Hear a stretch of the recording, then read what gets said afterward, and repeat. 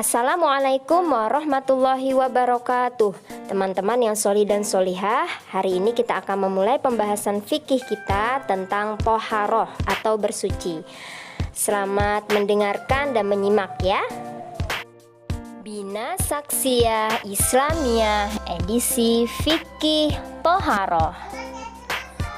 Toharoh atau bersuci adalah bersih dan suci dari segala yang kotor. Bersuci dengan menghilangkan hadas dan najis.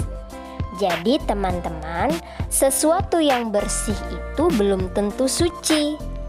Ketika kita ingin sholat ya, maka kita harus suci. Caranya adalah dengan melakukan di sini namanya toharoh. Bagaimana caranya? Kita bahas satu-satu ya. Nah, tadi bersih dari hadas atau suci dari hadas ya. Hadas itu apa? Hadas itu adalah hal yang menyebabkan orang harus bersuci atau suatu keadaan yang menyebabkan orang itu harus bersuci. Hadas terbagi menjadi dua, yaitu hadas besar, contohnya haid bagi seorang akhwat ya, atau mimpi basah bagi ikhwan. Maka ketika haid dan mimpi basah, orang itu artinya berhadas besar. Kemudian yang kedua adalah hadas kecil.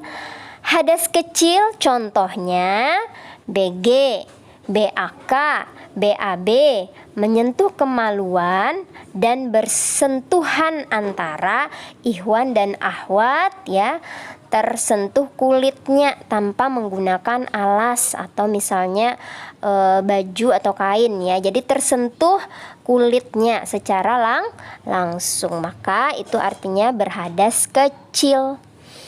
Bagaimana cara membersihkan hadas kecil? Adalah dengan berwudu ya.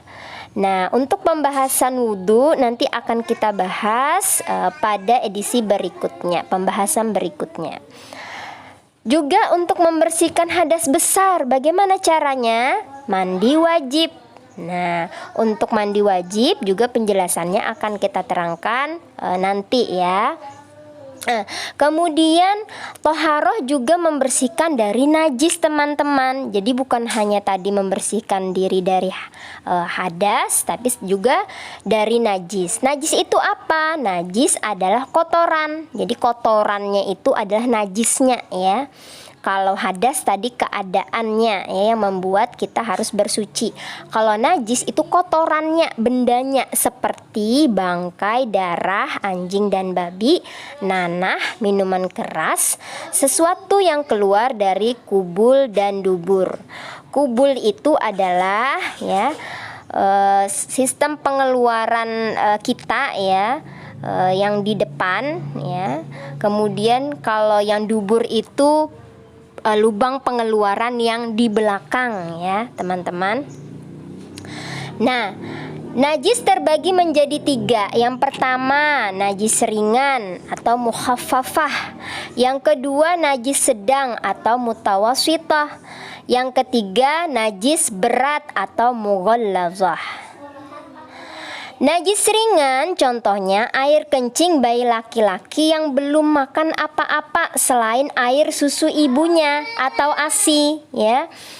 Jadi selain itu kalau air kencing bayi perempuan berarti najisnya bukan najis ringan ya. Ini air kencing bayi laki-laki yang juga belum makan apa-apa selain air susu ibunya. Kalau sudah makan bubur, nah itu berarti bukan lagi najis ringan ya.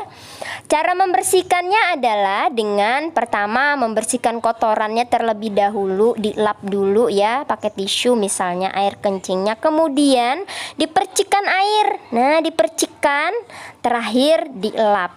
Maka di situ najis ringannya sudah hilang. Yang kedua ada najis sedang. Najis sedang ini contohnya bangkai, darah, nanah ya, minuman keras atau sesuatu yang keluar tadi dari kubul maupun dubur ya, dari lubang pengeluaran yang di depan atau lubang pengeluaran kotoran yang di belakang. Cara membersihkannya adalah pertama, bersihkan dulu kotorannya. Misalnya ada kotoran bekas tai ayam ya.